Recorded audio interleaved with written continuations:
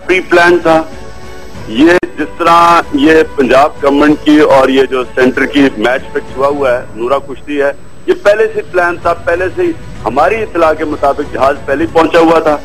ये सारा प्लान हुआ था, इन्होंने करना था। जो किसी और से पैसा लेके हुकूमत कर रहे हैं वो उनके गुलाम थे, इन्होंने ये करना था। लेकिन इससे क्या साबित हुआ है? इससे साबित ये हुआ है कि पाकिस्तानी खून की कोई कीमत नहीं है बनिस्बत अमरीकी खून के। दूसरी चीज ये इससे होना है, इसका इफेक्ट होना है कि यहाँ इंतहा पसंदी बढ़नी है, दहशतगर्दी बढ़नी है, इसका एक रिएक्शन आना है।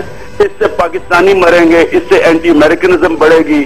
इसका नुकसान आखिर में हमें इस मुल्क को और होगा, क्योंकि हमने कीमत उठानी है ना दहशतगर्दी की।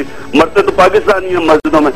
तीसरी चीज कि हमें यह पता ही नहीं चलेगा कि रेमंड डेविस की मिशन थी क्या, यानी कि वो बंदूक लेके फिर रहा है, नक्शे हैं, जो भी चीजें पकड़ी गई हैं। अब किसी को नहीं पता चलेगा कि क्या ये जो मस्जिदों में बम फट रहे हैं, बेकसूर लोग मर रहे हैं, क्या इसके पीछे ये ऐसे इस तरह के कॉन्ट्रैक्टर तो नहीं थे, ये भी नहीं पता चलेगा।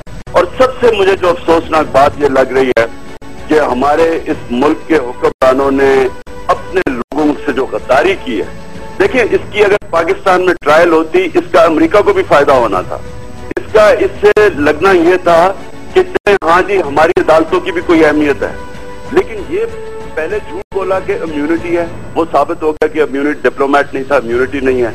उसके बाद इन्होंने कानूनी तौर पे तो चलो लकूना निकाल लिया, लेकिन इखलाकी तौर पे आज पाकिस्तानी कौम तैयार ही नहीं है मानने के लिए, क्योंकि सारी कौम ने सुना वो बेचारी शुमाइला के आखिरी अल्फाज कि मुझे खून का बदला खून चाहिए और मुझे इस मुल्क में इंसाफ नहीं मिलेगा। और वही हुआ, वो बेचारी का जो खौफ था वो पूरा हुआ, क्योंकि ये कोई इंसाफ नहीं है कि किसी के घर में गोली मारो, पहले को इम्यूनिटी है, फिर उसे उठा के तो पैसे देंगे और पता नहीं किस प्रेशर में पैसे दिए हैं। क्योंकि मैं आपको ये बता दूं जावेद इकबाल साहब, मैं उनके घरों में गया था, मैं उनके वो बेचारे लोगों से मिला था, माँ बाप से, उनके भाइयों से। वो सारे उस वक्त तले हुए थे कि हमें इंसाफ चाहिए, हम पैसा नहीं लेंगे। अच्छा खान साहब, लेकिन इसमें ये मामला भी अहम है कि चलें अगर के दियत का मामला होना ही था तो ये तमाम मामला इतने इस तरह से खुफिया अंदाज में और इतने जल्दी हो गए। मुझे पहले ये बताएं कि इसमें मुझे तो कोई शक नहीं था। मुझे तो पता था कि नादान ने गिर जाना सजदे में जब वक्त क़याम आया, ये हुक्मरानों ने गिरना ही था, क्योंकि ये प्रेशर अमेरिका का नहीं बर्दाश्त कर सकते। ये सारा प्री प्लान है, क्योंकि हमारी खबरों के मुताबिक जहाज पहले खड़ा था, रात से आया हुआ था और वो सीधा उसको लेके चला गया। ठीक है जनरल साहब, आप फरमाइएगा कि एक तो ये जिस तरह से खान साहब ने भी फरमाया कि जो बाकी रेमंड डेविस हैं, क्या हमें ये यकीन दहानी करा दी गई होगी कि वो अब उस तरह की कार्रवाइयां नहीं करेंगे, या कि जो इस तरह के लोग मौजूद थे वो राज ही रह गए? हमें क्या यकीन दहानियां कराई गई होंगी अमेरिका की जानिब से? अमेरिका परवाह नहीं करता आपकी, क्योंकि उन्होंने इनके बैंक बैलेंस वहां पे हैं, इनके कारोबार वहां पे हैं, इनके तमाम मफादात हमारे हुक्मरानों को, तो किसको यकीन दहानी करानी थी? एनआरओ की जिन्होंने गारंटीज दी हुई हैं और जिन्होंने एनआरओ के ऊपर दस्तखत किए हुए हैं, और दूसरे दीगर मुआहदात जो कि हमारी ऑपोजिशन के लोगों ने किए हुए हैं, क्या उनको बताने की जरूरत है कि पाकिस्तान को बर्बाद करने के लिए जो उनकी प्लान है उसके अंदर वो आइंदा अमल पैरा नहीं होंगे? नहीं, अमेरिका का एक डेडली पर्पज है और वो उस पर्पज के ऊपर कारबंद रहेंगे। जैसा कि मैंने कहा, आप अपनी न्यूक्लियर सलाहियत की खैर बनाएं, लेकिन मैं आपको बताना चाहता हूं कि अमेरिका इन हुक्मरानों को, ये समझते हैं कि अमेरिका इनको बचा लेगा, इन हुक्मरानों को अमेरिका खुद ही नहीं छोड़ेगा। क्या हमने देखा नहीं, माजी में पूरी दास्तान है अमेरिका के रवैयों की कि वो पहले काम ले लेते हैं और उसके बाद इनको जाया कर देते हैं। They waste them after they have used them. अच्छा, लेकिन जल साहब, बहरहाल ये मामला हुआ तो अदालतों ही की तरफ से है और जाहिर है इन अदालतों को हम मानते भी हैं। मैं भी मानता था, हमने तो इनकी आजादी के लिए बहुत जिद्दोजहद की, आपको मालूम है, मैं और मेरा बेटा जेल में भी गए उसके लिए।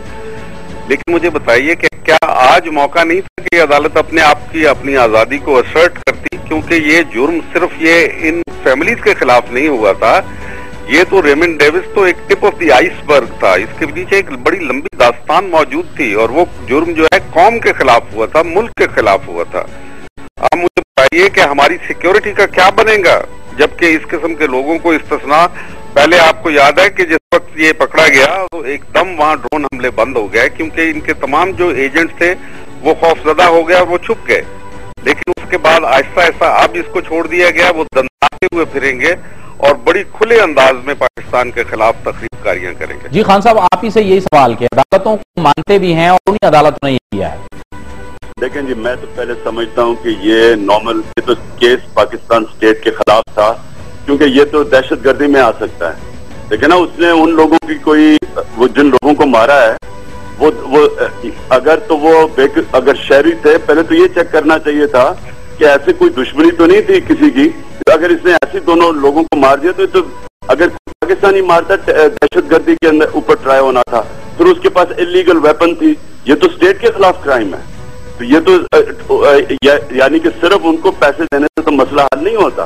लेकिन मैं आपको ये बता दूं कि मैं तो अपनी तरफ से कह रहा हूं, मैं ऐलान कर रहा हूं, जुमे को मैं निकलूंगा सड़कों पर, मैं खुद लीड करूंगा प्रोटेस्ट। हम सारी अपनी पार्टी को कह रहे हैं कि निकलें बाहर, कि अगर हम अपने हुकूक की तहफ़्फ़ुज़ अब नहीं करेंगे, हुकूमत से अब कोई उम्मीद ना लगाए, क्योंकि ये दोनों एक ही हैं।